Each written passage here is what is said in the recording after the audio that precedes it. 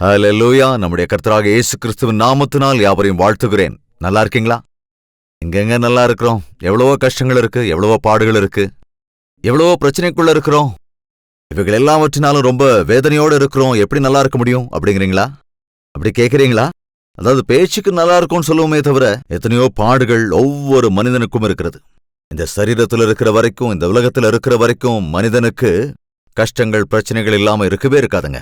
ஆனால் நமக்காக ஒரு பிரத்யேகமான ராஜ்யத்தை ஆண்டவர் தயாராக்கி இருக்கிறார்.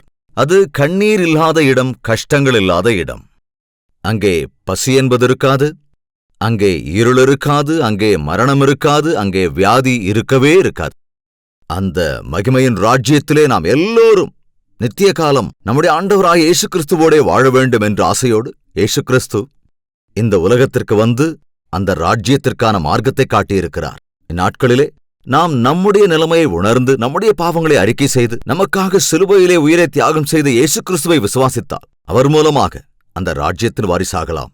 எனவே இந்த உலகத்தில் சந்திக்கிற சின்ன சின்ன பிரச்சனைகளை கண்டுகொள்ளாமல் நிரந்தர நரகத்திலே இருக்கிற அந்த வேதனையை உணர்ந்து கொண்டவர்களாக இந்த உலகத்திலே மனசாட்சியோடு தேவன் விரும்புகிற வாழ்க்கை வாழலாம். அப்பொழுது இகத்திலும் பரத்திலும் தேவன் தருகிற ஆசீர்வாதங்களை நாம் அனுபவிக்க முடியும். வழக்கம் போல இன்றும் தேவ வார்த்தைகளை கேட்க தயாராக இருக்கிறீர்களா?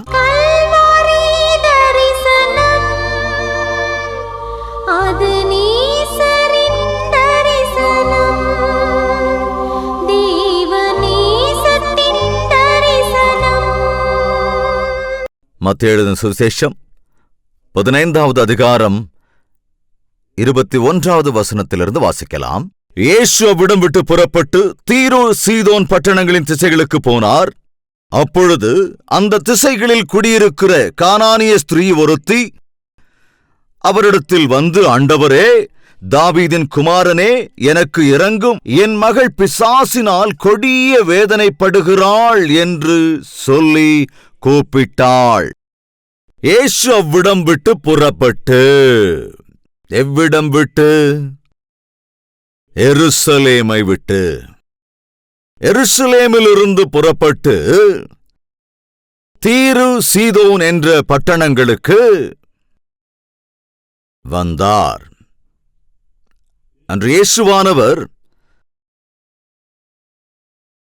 அநேக பட்டணங்களுக்கு சென்று வந்து கொண்டிருந்தார். அந்த நாட்களிலே இந்நாட்களைப் போல பஸ்ஸு, காரு, விமானம் கிடையாது. எனவே இயேசு கிறிஸ்து எல்லா இடங்களுக்கும் நடந்தே சுற்றி கொண்டிருந்தார். உங்க பைபிள்ல பின்னால மேப் இருக்கும். எனக்காவது பார்த்திருக்கீங்களா? பார்க்கலன்னா இப்ப பாருங்க எடுத்து. பாலஸ்தீனா தேசம் புதிய ஏற்பாட்டின் காலத்தில் அப்படின்னு இருக்கும் பாருங்களேன். பைபிளோட கடைசி பக்கங்கள்ல இருக்காங்க. அதுல எருசலேம் எங்க இருக்குன்னு பாருங்களேன். சென்ட்ரல்ல கீழே இருக்கும் எருசலேம். பாருங்க, இந்த இடத்துல இருக்கு எருசலேம். இங்க இருந்து இயேசு கிறிஸ்து எந்த இடத்துக்கு போனாரா? மேல இருக்கு பாருங்க, தீரு சீதோன். எங்க போனாருங்க? இங்க இடத்துல இருந்து ஆண்டவர் இங்க இருக்கிற தீரு சீதோனுக்கு போனார். நானும் போயிருக்கேன் எருசலேமுக்கு. ஆனா பஸ்ல தாங்க அங்க போக முடியும்.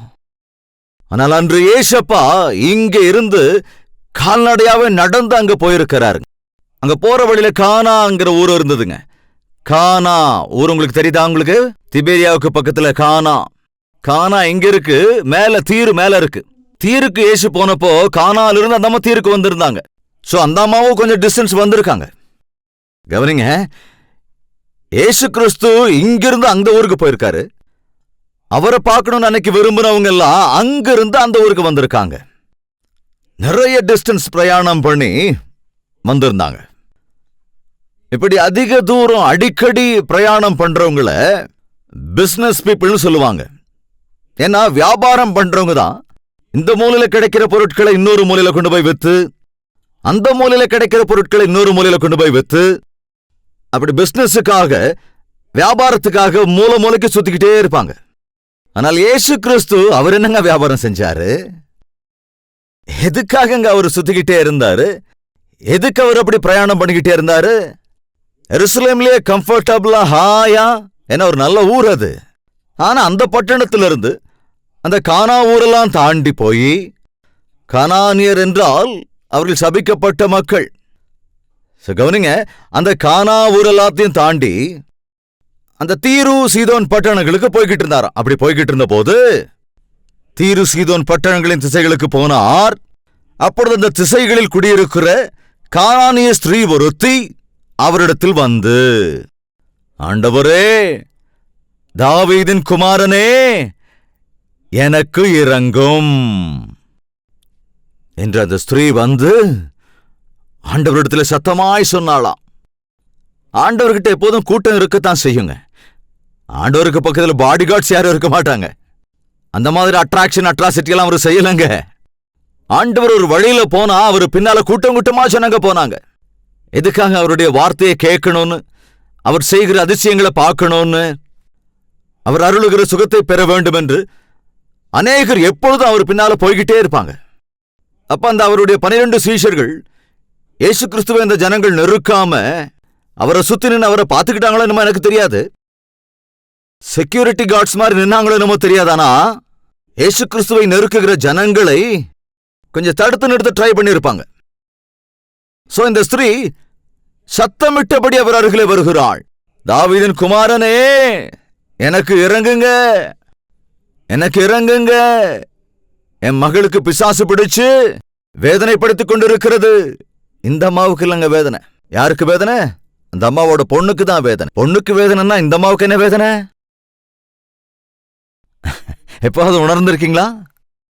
என்னங்க, நம்ம பையனுக்கு வேதனைன்னா அது நமக்கு வேதனை. நம்ம அப்பாவுக்கு ஏதாவது பாடுனா நமக்கு பாடு. நம்ம மகளுக்கு மனசு கஷ்டம்னா நமக்கு மன கஷ்டம். உங்க வீட்டுக்காரர் கஷ்டப்பட்டா நீயும் கஷ்டப்படுவ. உன் மனைவிக்கு பிரசவ வேதனைனா உனக்கு மனசுல வேதனை. அந்த அம்மா லேபர் வார்டில் அட்மிட் ஆயிட்டா இவரு ஹாஸ்பிட்டலுக்கு வெளியே என்னாகுமோ என்னாகுமோ அப்படின்னு மனசுல வேதனையோட தெரியவார். அதுதாங்க, அதுதான் தேவன் ஏற்படுத்தியிருக்கிற பந்தம். மனிதர்களாகிய நமக்கு மட்டும்தாங்க இருக்கும். அதுதான் அன்பின் பந்தம். அது கவனிங்க, இந்த நாட்களிலே நன்றாக இருக்கிறவர்கள் நன்றாக இல்லாதவர்களுக்காக கவலைப்படுகிறார்கள். மாறியிருக்கிறவர்கள் மாறாதவர்களுக்காக கவலைப்படுகிறார்கள். மாறியவர்கள் எப்பொழுதுமே மாறாதவர்களை பார்க்கும்போது அவர்களும் மாற வேண்டும், அவர்களும் இந்த பெரிய சந்தோஷத்தை பெற்றுக்கொள்ள வேண்டும், அவர்களும் அந்த சாத்தானின் கட்டுக்களிலிருந்து விடுவிக்கப்பட வேண்டும், என் பிள்ளைகள் மாற வேண்டும். அநேக வயதான தாய்மார்கள் வந்து என்னிடத்திலே சொல்லுகிற காரியம் என்ன தெரியுமா?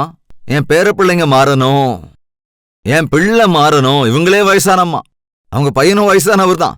ஆனா இவங்களுடைய வேதனை என்னன்னா, ஐயோ இன்னும் என் பையன் மாறலையா, என் பிள்ளையோட பிள்ளைங்க மாறலையா. பாருங்க அந்த வேதனைய. இந்நாட்களில் இயேசு கிறிஸ்துவை அறிந்திருக்கிறவர்களுக்கு, அதாவது உலகத்தாருக்கு உலக பிரகாரமான அன்பு இருக்கும். ஆனா தேவனுடைய பிள்ளைகளாகிய நமக்கு நம்முடைய வீட்டார் எல்லோரும் மாற வேண்டும் என்ற வேதனை இருக்கும். மாற வேண்டும் என்ற ஆசை இருக்கணும். வழக்கமா உங்களுடைய ஜெபத் தேவைகளை எங்களுக்கு தெரிவிங்கன்னு நான் சொல்றப்போ அநேகர் தங்களுக்கான ஜெபத் தேவைகளை சொல்லுவாங்க. இன்னும் சிலர் பிறருக்காக ஜெபிக்க வேண்டும் என்று எங்ககிட்ட சொல்லுவாங்க. ஏன்னா அவங்க எங்களுக்காக ஜெபம் பண்ணுங்கன்னு சொல்ற நிலைமையில இல்ல. சிலருக்கு பாவக்கட்டின் பிடியில இருக்கிறவர்களுக்கு அவங்க நிலைமை அவங்களுக்கு தெரியறதில்ல. அசுத்தாவியால் பிடிக்கப்பட்டிருக்கிற ஒரு அம்மா எனக்காக ஜெபம் பண்ணுங்க அப்படின்னு கேட்க முடியாது. ஏன்னா அசுத்தாவியின் பிடியிலே இருக்கிறதுனால. சாராய போதைக்கு அடிமையானவன், அதை ஜெயிக்க முடியாத நிலைமையில இருக்கிறவன், அதற்கு அடிமையாக இருக்கிறவன் எனக்காக பிரார்த்தனை செய்யுங்கள் அப்படின்னு கேட்க மாட்டான். எனவே நாம் ஆண்டவருடைய சந்நிதிக்கு வந்து பிறருக்காக விண்ணப்பம் பண்ண வேண்டும். முதல்ல நாம நமக்காக ஜெபிக்கணும். அதாவது நமக்கு அந்த விசுவாசம் இருக்கணும். நாம பிறருக்காக ஜெபம் செய்யும் போது அந்த விசுவாசம் நமக்குள் இல்லாவிட்டால் நாம் பிறருக்காக ஜெபிக்கிற உதவியை செய்ய முடியாது. இங்க அந்த ஸ்திரீ வந்து, ஆண்டவரே, தாவீதின் குமாரனே, எனக்கு இறங்குங்க, என் மகளுக்கு அசுத்தாவை பிடித்து அது அவளை வேதனைப்படுத்துகிறது. இந்த அசுத்தாவை பிடிச்சவங்க படுற வேதனை ரொம்ப பயங்கரமா இருக்குங்க.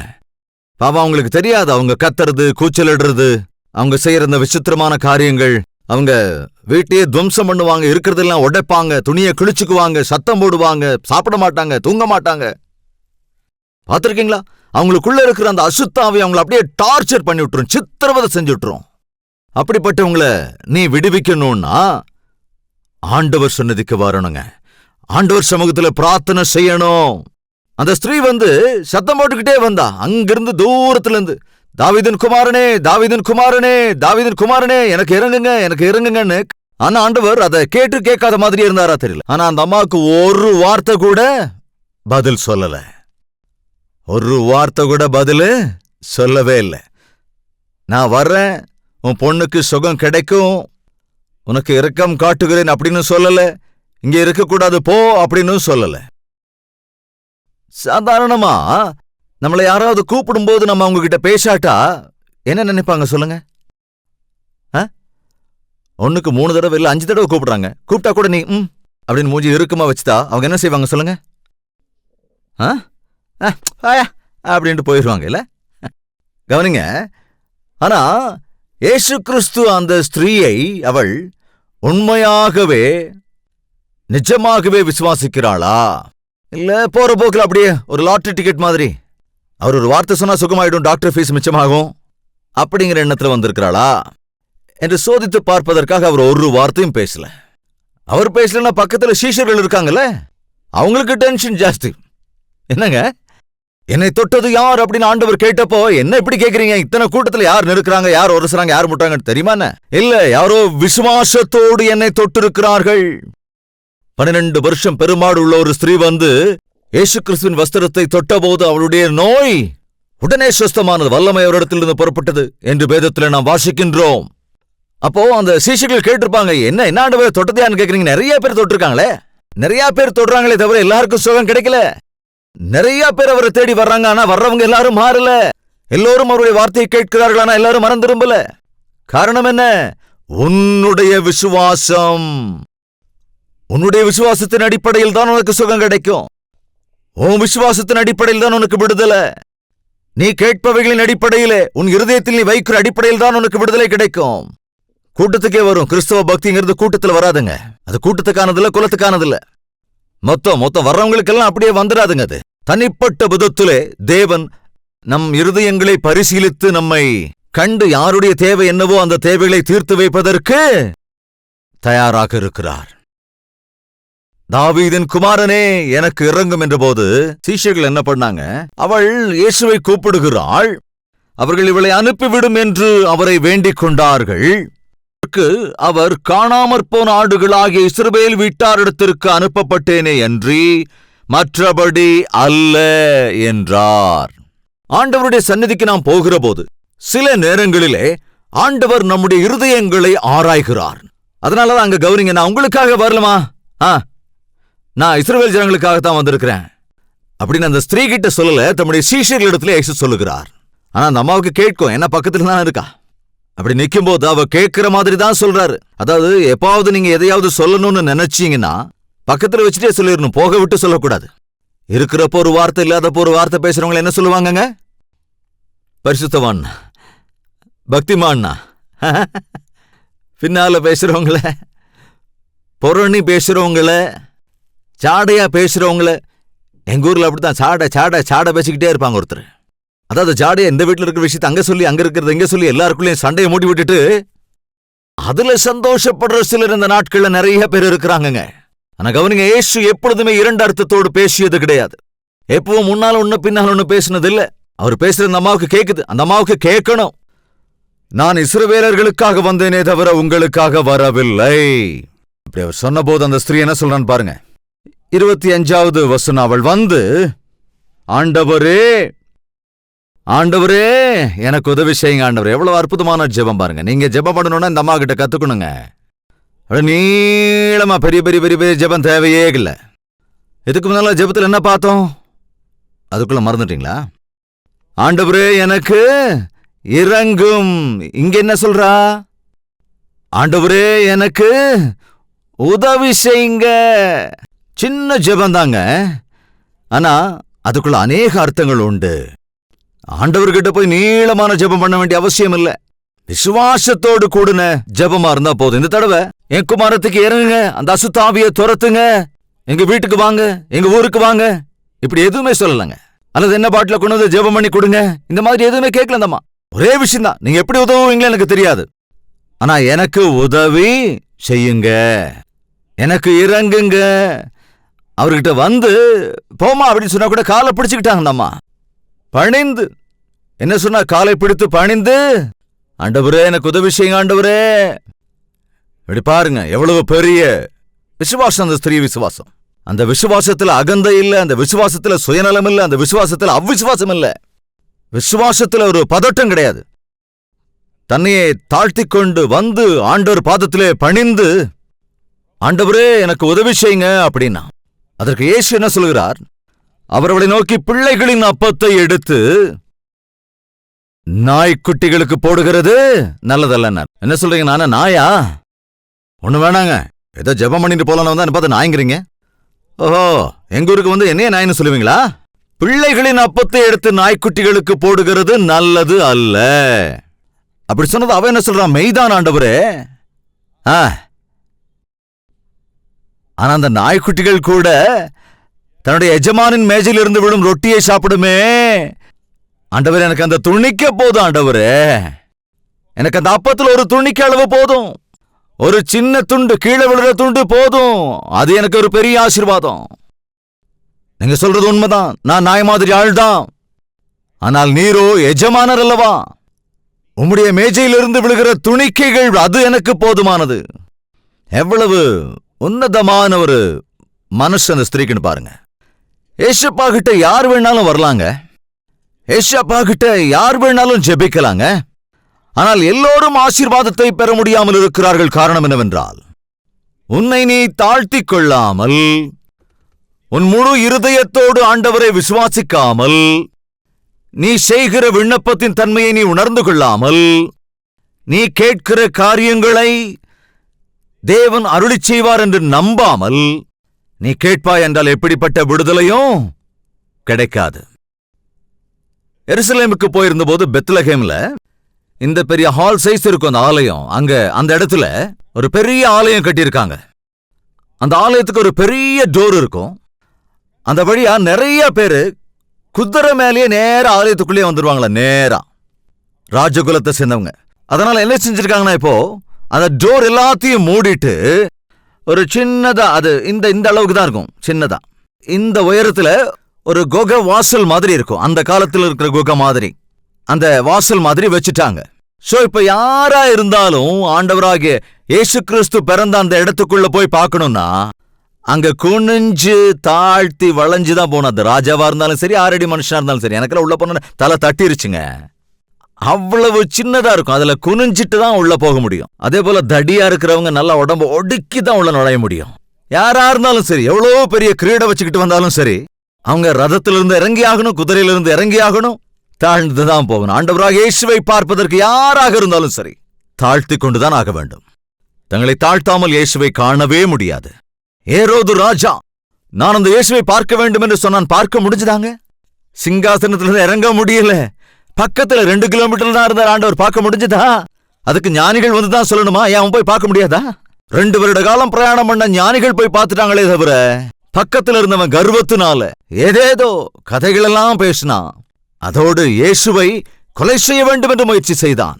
இந்நாட்களிலே இயேசு கிறிஸ்துவனிடத்திற்கு வருவது யாராக இருந்தாலும் சரி, நம்முடைய அகந்தையை சுயத்தை விட்டு விலகாமல், நம்முடைய டிக்னிட்டி எல்லாம் ஒதுக்கி வைக்காம ஆண்டவரை தரிசிக்கவே முடியாதுங்க. அவருக்குள்ள இருக்கிற பெரிய காரியங்களை பார்க்க முடியாது. அவருக்குள்ள இருக்கிற தனித்துவத்தை உணர்ந்து கொள்ள முடியாது. அவர் செய்கிற நன்மைகளை நாம் அனுபவிக்க முடியாது. இயேசு கிறிஸ்துவனிடத்தில் யார் வேண்டுமானாலும் வரலாம், ஆனால் தாழ்த்திக் கொண்டுதான் வர வேண்டும். தங்களுடைய சூழ்நிலையை உணர்ந்து கொண்டுதான் வர வேண்டும். அந்த ஸ்திரீ தன்னுடைய நிலைமையை உணர்ந்திருந்தாள். சரிதான், நான் ஒரு கானானிய ஸ்திரீ, ஆனால் இயேசு கிறிஸ்து யூத குலத்திலிருந்து வந்தவர். ஆனால் இவரால் தான் என் பிள்ளைக்கு சுகத்தை தர முடியும், இவரால் தான் அசுத்தாவியின் பிடியிலிருந்து அவளை விடுவிக்க முடியும் என்ற விசுவாசத்தோடு வந்தாள். எவ்வளவு போராட்டங்கள் வந்தாலும், எவ்வளவு தடைகள் வந்தாலும், ஆண்டவரிடத்திலே வருவதற்கு எத்தனை இடையூறுகள் இருந்த போதும் முதல்லே சீஷர்கள் போப்போன்னு துரத்திருப்பாங்க. ஆனால் அவள் பின்தொடர்ந்து வந்து கத்தி சத்தமிட்டு தாழ்த்திக் கொண்டு, மேஜையிலிருந்து விழுகிற ஒரு துணிக்கை, ஒரு சின்ன துண்டு போதும் ராஜா, ஆண்டவரே நீங்க ஒரு வார்த்தை சொன்னா போதும், என் மகளை பிடித்திருக்கிற அசுத்தாவி அவளை விட்டு விட்டு போய்விடும். உடனே அதுக்கு ஆண்டவர் என்ன பதில் சொல்றாரு பாருங்க. பிரதியுத்தரமாக, ஸ்திரீயே உன் விசுவாசம் பெரிது, நீ விரும்புகிறபடி உனக்கு ஆக கடவது என்றார். அந்நேரமே அவள் மகள் ஆரோக்கியமானாள். ஆஹா, அம்மா, அவனுடைய விசுவாசம் பெரியது. உன் பேரு பெருசு, உன் ஊரு பெருசு, நீ வச்சிருக்கிற பணம் பெருசுன்னு இல்லைங்க. எது பெருசுங்க? உன்னுடைய விசுவாசம் தான் பெருசு. உங்ககிட்ட எது இருந்தாலும் இல்லாவிட்டாலும் ஆண்டவர் மேல உனக்கு விசுவாசம் இருந்தா ஆண்டவர் உன்னை மெச்சிக் கொள்ளுவார். அவர் உன்னுடைய விண்ணப்பங்களுக்கு செவிசாய்ப்பார், உனக்கு பதில் தருவார். அம்மா, உன்னுடைய விசுவாசம் பெரியது ஆனபடியினாலே நீ விரும்புகிறபடி உனக்கு ஆக கடவது. அவ என்னங்க விரும்புனா? அவ அங்க வந்து சொன்னா, ஆண்டவரே, என்னுடைய மகள் அசுத்தாவை பிடித்து அவதிப்படுகிறாள் என்று சொன்னாள். அதை விட்டுட்டு என் மகளுக்கு சுகத்தை கொடுங்கன்னு கேட்டாளா? அல்லது வந்து அசுத்தாவியை துரத்துங்கன்னு கேட்டாளா? இல்ல, அவ என்ன விரும்பினாள், என்ன செய்ய வேண்டும் என்பது ஆண்டவருக்கு தெரியும். நம்மள நிறைய பேருங்க ஆண்டவரே எனக்கு இறங்குங்கன்னு சொல்லுவோம், அடுத்த நிமிஷமே அதை மறந்து போயிடுவோம். ஆண்டவரே எனக்கு உதவி செய்யுங்கன்னு சொல்லுவோம், அதுக்கப்புறம் என்ன கேட்டோன்னு கூட மறந்து போயிடுவோம். ஆனா பர்சிஸ்டன்ஸ் சொல்லுவாங்க, விடாமல் தொடர்ந்து ஜெபிச்சு கொண்டே இருக்கணும். இடைவிடாமல் ஜெபம் பண்ணுங்கள், பதில் கிடைக்கிற வரையில ஜெபித்துக் கொண்டே இருக்க வேண்டும். விசுவாசத்தோட கூட ஜெபிப்பது அவசியம். இந்த கானானிய ஸ்திரீ தொடர்ந்து ஜெபித்துக் கொண்டிருந்தாள், விசுவாசத்தோட கூட கேட்டுக்கொண்டிருந்தாள். தனக்கு இருக்கிற பிரச்சனையை ஆண்டவரிடத்திலே சொன்னாலே தவிர அவர் என்ன செய்ய வேண்டுமோ என்பதை அவரிடத்துல அவள் சொல்லல. ஆனா நாட்கள்ல நிலைமையே மாறி போயிடுச்சுங்க. இந்நாட்கள நாம ஆண்டவருக்கே சொல்ற அளவுக்கு தயாராயிட்டோம். அதனாலதான் ஒன்னும் இல்லாதவங்கள தவிச்சுக்கிட்டு இருக்கிறோம். ஆண்டவர் என்ன செய்யணும்னா நாம அவருக்கு சொல்ல வேண்டிய அவசியம் இல்லை. அவர் அனைத்தையும் அறிந்த ஞானி. எனவே ஆண்டவர் மீது விசுவாசம் வைக்க வேண்டும். மெய்ப்பர்களாக எங்க மேல விசுவாசம் வைக்க கூடாதுங்க. நாங்கள் அறிவிக்கிற கிறிஸ்துவை விசுவாசிக்க வேண்டும். நாங்கள் அறிவிக்கிற கிறிஸ்துவை நீங்கள் நம்புங்கள். நீங்களே அவரிடத்திலே விண்ணப்பம் பண்ணுங்கள். உங்கள் விண்ணப்பத்தை அவரே கேட்பார். அவர்கிட்ட நீங்க எல்லாத்தையும் விவரமா சொல்ல வேண்டிய அவசியம் இல்லை. அவர் இருதயத்தை ஆராய்ந்து அறிகிறவராய் இருக்கிறபடினாலே உன்னுடைய எல்லா வேதனைகளையும் ஒரு வார்த்தையில சொன்ன அவர் புரிந்து கொள்ளுவார். அதற்கேற்றபடி உனக்கு பதில் தருவார். எத்தனை பேர் இப்படிப்பட்ட விசுவாசத்தோடு நீங்கள் ஜெபித்துக் கொண்டிருக்கிறீர்கள்? சில சமயத்துல ஜெபத்துக்கு பதில் வராத போது ஏன் சோர்ந்து போகிறீர்கள்? சோர்ந்து போயிடாதீங்க, விட்டு கொடுத்துடாதீங்க, நிறுத்திடாதீங்க. சில சமயங்கள்ல தேவன் சிலருக்கு நிறைய கொடுத்திருப்பார் உன்னுடைய தேவையை சந்திப்பதற்காக. உனக்கு கொடுத்திருப்பார் அவங்க தேவைகளை சந்திக்கிறதுக்காக. ஒரு நேரத்தில் ஒரு விதமாக வெவ்வேறு மனிதர்களை பயன்படுத்த வெவ்வேறு வழிமுறைகளை தேவன் கையாளுவார். அவங்க ஜெபத்துக்கு பதில் கிடைச்சிருச்சு, ஏன் ஜெபத்துக்கு பதில் வரவே இல்லை அப்படின்னு கவலைப்படாதீங்க. அவர் எப்போதுமே ஒரே வழிமுறையில் செய்கிறவர் அல்ல. நீங்கள் குருடர்களுக்கு பார்வையை கொடுத்த விஷயத்திலே ஆண்டவராக இயேசு கிறிஸ்து ஒருவருக்கு தன்னுடைய கையை வைத்த போதே பார்வை கிடைத்து விட்டது. ஆனா எல்லா குருடர்களுக்கும் அதே விதத்தை பின்பற்றினாரா? அப்படி செய்யவே இல்லை. ஒருத்தர் ஊருக்கு வெளியே கூட்டிட்டு போய் தம்முடைய கரங்களை கண் மீது வைத்த உடனே இப்ப தெரியுதான்னு கேட்டோன்னா தெரியுதுன்னு சொன்னாரு. என்ன தெரியுதுன்னு கேட்டா மனுஷங்க மரம் மாதிரி நடக்கிறது தெரியுதுன்னா. அப்ப என்ன தெரிஞ்சிருக்கு? ஏதோ பாதியா தெரிஞ்சிருக்கு. மறுபடியும் தம் கரத்தால் தொட்ட போது அப்படின்னு அங்க 2 விஷயம் தம்முடைய கரங்களை வைத்து அவனை டெஸ்ட் பண்ணி பார்க்க முடியுதான்னு கேட்டு வேறொரு விதமா அவனை சுத்தமாக்கினான். அதே போல இன்னொருவனை சுத்தமாக்கிய போதோ தரையிலிருந்து மண்ணெடுத்து அதிலே உமிழ்ந்து அதை குழப்பி அவன் கண்களிலே பூசி சீலோவாமுக்கு போய் கழுவிக்கொள் என்றார். எல்லாரையும் ஒரே மாதிரி சுகமாக்க வேண்டியதானே? ஒண்ணு எல்லாரையும் போய் கழுவுன்னு சொல்லணும், இல்ல எல்லாரும் கண்ண மேலே கை வைக்கணும். என்னங்க, உங்க பக்கத்து வீட்டுக்காரருக்கு ஒரு மாதிரி பதில் வந்ததுன்னு உனக்கும் அதே மாதிரி பதில் வேணும்னு எதிர்பார்க்க கூடாது. நீங்கள் ஜெபித்து விண்ணப்பம் பண்ண கற்றுக்கொள்ளுங்கள். அதை தாழ்மையோடு பண்ண கற்றுக்கொள்ளுங்கள். விசுவாசத்தோடு கூட விண்ணப்பம் பண்ணுங்கள். நீங்கள் கேட்பது உங்களுக்கு கிடைக்கிற வரையில விண்ணப்பம் பண்ணிக்கொண்டே இருங்கள். விண்ணப்பங்களை கேட்கிற ஆண்டவர் கட்டாயம் உங்கள் வாழ்க்கையில அற்புதம் செய்வார். ஏசு இந்த வீட்டுக்கு போகல, எண்ணெய் பூசி ஜெபம் பண்ணல, அல்லது எண்ணெய் பாட்டில கொடுத்து அனுப்பல. நீ போமா, நீ விரும்பியபடியே உனக்கு ஆக கடவுதுன்னு சொன்னார் ஒரு வார்த்தை, அவ்வளவுதான். அந்த நேரத்திலேயே அசுத்தாவை பிடிச்சு கடகடன்னு குதிச்சுக்கிட்டு இருந்த அந்த மகள் நேர்த்தியா எழுந்து உட்கார்ந்து அவங்க அம்மா வர்றதுக்கு மேல காஃபி வச்சு கொடுத்தாலும் என்னமோ. என்னங்க, என்னாச்சுமா? என்னன்னு தெரியலமா, நான் சரியாயிட்டேன். எத்தனை மணிக்கு? சரியா 11:20 எந்திரிச்சு உட்காந்துட்டோமா? ஓ, அந்த டைம்ல தான் ஆண்டவராக இயேசு கிறிஸ்து அந்த வார்த்தையை சொன்னாரு. விசுவாசிக்க உன்னால் கூடுமானால் விசுவாசிக்கிறவனுக்கு எல்லாம் கூடும். கேளுங்க, உங்க குடும்பத்துக்காரருக்காக கேளுங்க. என் பிள்ளை மாற மாட்டான், என் கணவர் மாற மாட்டார், எங்க அப்பா மாற மாட்டார், அப்படி நிறைய பேர் வேதனைப்படுறீங்க. நிறைய பேர் தவிச்சுக்கிட்டு இருக்கிறீங்க. ஒவ்வொரு வீட்டிலையும் உபத்திரவத்துக்குன்னே ஒருத்தன் இருப்பான். சாத்தா என்ன செய்வான்? வீட்டுக்கு ஒரு ஆளை பிடிச்சுக்கிட்டு அந்த ஒரு ஆள் மூலமா அந்த வீட்டுல இருக்கிறவங்க எல்லாரும் சமாதானத்தையும் கெடுத்துக்கிட்டு இருப்பான். முக்கியமா தேவனுடைய பிள்ளைகளுக்கு ஒரு இரக்க குணம் இருக்குங்க. தின்னா திங்கிறான் சாகுறான்னு சொல்ல மாட்டோம் நாம. ஆண்டவர் அறியாத போது சொல்லியிருப்பா, அதான் அவன் தலையெழுத்து, என்ன ஆகிறான் ஆகட்டும் அப்படின்னு அவனை விட்டுருப்போம், நான் சொல்லியிருப்போம். ஆனா இப்ப அப்படியெல்லாம் சொல்ல மாட்டோம். என் கணவர் மாறணும், என் வீடு மாறணும், என் குடும்பம் ரட்சிக்கப்படணும். ஒரு வீட்டுல குடிகாரர் இருந்தா அவரு குடிச்சுக்கிட்டு அவ்வளவு சந்தோஷமா இருக்கிற மாதிரி இருக்கும். ஆனா அவரை பெற்றவங்க அம்மாவோ அப்பாவோ, ஐயோ இவரு மாத்தியா, இவரை மன்னிங்க ராஜா, இவரை ரட்சிங்கன்னு அழுதுகிட்டே இருப்பாங்க எப்போதும் பிள்ளைக்காக. அதான் கிறிஸ்தனுடைய அன்பு. அந்த அன்போட கூட நீ செய்கிற ஜெபங்கள் கட்டாயமாக உன் குடும்பத்தை கட்டுவிக்கும், உன் பிள்ளைகளை விடுவிக்கும். அசுத்தாவியால் பிடிக்கப்பட்டிருக்கிறவர்களை, அது எது எப்படி இருந்தாலும் சரி, தேவனால் கூடாத காரியம் இல்லை. அவர் நம்புதற்குரியவர், நான் நம்பிக்கை இல்லாதவன். அவர் பரிசுத்தர், நான் பரிசுத்தமில்லாதவன். அவர் விண்ணப்பங்களை கேட்கிறவர், நான் விண்ணப்பம் பண்ண வேண்டியவன். என்ற விசுவாசத்தோடு ஆண்டவரை பற்றிக் கொண்டால் இன்னும் அற்புதமான காரியங்களை பார்ப்போம். எழுந்து நிற்கலாமா? நம்முடைய விண்ணப்பங்களை ஏறெடுக்கலாம். எல்லோரும் வாய்களை திறந்து ஒரு சின்ன விண்ணப்ப ஜெபம். உன் வீட்டிலே மாறாதவர்கள் இருக்கிறார்களா? உன்னுடைய மகனோ உன்னுடைய மகளோ? அவர்களுக்காக விண்ணப்பிக்கலாம். 2 கைகளை உயர்த்தி கண்களை மூடி ஒரு நிமிடம் ஒரு சிறிய பிரார்த்தனை செய்யலாம். பரிசுத்தரே, அன்புள்ள பிதாவே, இந்த வேளையிலும் எங்கள் ஒவ்வொருவரையும் கண்ணோக்கி பாருங்க ராஜா. அந்த கானானிய ஸ்திரீ உம்முடைய பாதப்படியை தேடி வந்ததைப் போல உம்முடைய பிள்ளைகள் என்ன ஆசையோடு வந்திருக்கிறார்களோ, என்ன வேதனையோடு வந்திருக்கிறார்களோ, என்ன பிரச்சனையோடு வந்திருக்கிறார்களோ, என்ன விண்ணப்பம் செய்கிறார்களோ, நீ விரும்புகிறபடி உனக்கு ஆக கடவது என்று உம்முடைய அந்த வார்த்தைகள் இன்று உம்முடைய பிள்ளைகளாகி இவர்கள் வாழ்க்கையில நிறைவேற்றுங்க தகப்பனே. ஆம், என் ஆண்டவர் என்னை மன்னித்திருக்கிறார். ஆம், என் ஆண்டவர் என் கணவரை மாற்றிவிட்டார். ஆம், என் மகள் விடுவிக்கப்பட்டிருக்கிறாள், மகன் ரட்சிக்கப்பட்டிருக்கிறான், என் விண்ணப்பங்களுக்கு பதில் கிடைத்து விட்டது என்ற விசுவாசத்தோடு இங்கிருந்து போக கிருபை செய்யுங்கப்பா. எங்கள் இருதயங்களின் ரகசியத்தை அறிந்த ஆண்டவரே, எங்கள் சுவாசத்தை அறிந்தவரே, எங்கள் பெருமூச்சுக்களை அறிந்திருக்கிறவரே, உம்முடைய பிள்ளைகளில் வாழ்க்கையில் இருக்கிற ஒவ்வொரு தேவைகளையும் சந்திங்க ராஜா. பொருளாதார சிக்கல்களிலிருந்து விடுவிங்கப்பா. ஆண்டவரே, எங்களுக்கு இறங்குங்கப்பா. தாவீதின் குமாரனே, எங்களுக்கு சகாயம் பண்ணுங்க என்ற விண்ணப்பங்கள் எல்லாவற்றையும் உம்முடைய பாதத்திலே வைத்து அதற்கு நீர் பதிலளிக்கிற வேளையில என் தேவன் எனக்கு இறங்கி இருக்கின்றார் என்றும் என் விண்ணப்பங்களுக்கு பதில் தந்தார் என்றும் உம்முடைய நாமத்தை மகிமைப்படுத்த கிருபையிட வேண்டும் என்று இயேசு கிறிஸ்துவின் நாமத்தில் வேண்டிக் கொள்கிறோம் பிதாவே. ஆமென். நாங்கள் உங்களுக்காக ஜெபிக்க விரும்பினால் உங்கள் ஜெப தேவைகளை இப்பொழுதே போன் மூலமாக எங்களுக்கு தெரிவியுங்கள், அல்லது இமெயில் மூலமாகவோ SMS மூலமாகவோ கடிதம் எழுதியோ தெரிவியுங்கள். எந்த வழியில் உங்கள் ஜெப தேவைகளை தெரியப்படுத்தினாலும் அவர்கள் ஆண்டவர் பாதத்தில் வைத்து ஜெபிக்கின்றோம். கட்டாயமாக தேவன் நமக்கு பதில் தருவார். நீங்களும் ஜெபியுங்கள், அப்பொழுது ஆண்டவருடைய அற்புதத்தை காண்பீர்கள். பாரத்தோடு செய்யப்படுகிற இந்த ஊழியத்தில் நீங்களும் கூட பங்கெடுக்க வேண்டும் என்று விரும்பினால், ஆண்டவர் உங்கள் இருதயத்தில் ஏவினால், உங்கள் காணிக்கைகளை நீங்கள் அனுப்ப விரும்பினால், இதோ பேங்க் அக்கவுண்ட் டீட்டெயில்ஸை ஸ்கிரீனிலே கொடுத்திருக்கிறோம்.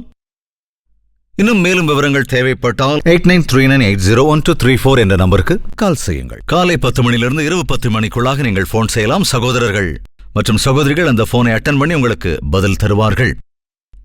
இந்த ஊழியத்தில் நீங்களும் பங்கெடுத்துக் கொள்ள முடியும். தெலுங்கில் மாத்திரமல்ல, ஹிந்தி, தமிழ், மலையாளம், பெங்காலி மற்றும் ஒரியா பாஷைகளிலும் கல்வாரி தரிசனம் என்கிற இந்த டிவி நிகழ்ச்சி அநேக சேனல்களில் ஒளிபரப்பாகிறது. பிற பாஷைக்காரர்களுக்கு சுவிசேஷத்தை அறிவிக்க வேண்டும் என்ற பாரம் உங்களுக்கு இருக்கும் என்றால், ஆண்டவர் உங்கள் இருதயத்தில் ஏவினால் காணிக்கைகளை அனுப்புங்கள். ஆத்துமாக்கள் ரட்சிக்கப்படும்படியாக அதற்கேற்ற ஆசீர்வாதங்களை நீங்கள் திரும்ப பெற்றுக்கொள்ள அது ஏதுவாக இருக்கும். தேவனுக்கு சுத்தமாலாம் மறுபடியும் சந்திக்கலாம். அது வரைக்கும் தேவனுடைய மகா கிருபை உங்களுக்கு துணையாயிருப்பதாக. உங்கள் தேவைகள் எல்லாவற்றையும் நீங்கள் எழுத வேண்டிய முகவரி ஜெய்பால் ஃபவுண்டேஷன்ஸ், இலக்கம் 29, new colony road, Velachery, Chennai 6,42,00,000.